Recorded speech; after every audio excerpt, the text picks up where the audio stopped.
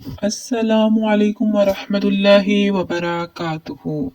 اگر آپ یہ چاہتے ہیں کہ ہر انسان آپ کا دوست بنے اور آپ کے لیے دل میں محبت اور عزت پیدا کرے تو قرآن پاک اور اسماء حسنہ کا ایک بہت طاقتور اور مجرب وظیفہ آپ کے لیے پیش کیا جا رہا ہے۔ اس وظیفہ میں سورۃ الضحیٰ 7 مرتبہ اور اللہ کے اسم مبارک یا ودود 100 مرتبہ کا خاص عمل شامل ہے جو دلوں کو نرم کرتا ہے اور محبت پیدا کرتا ہے۔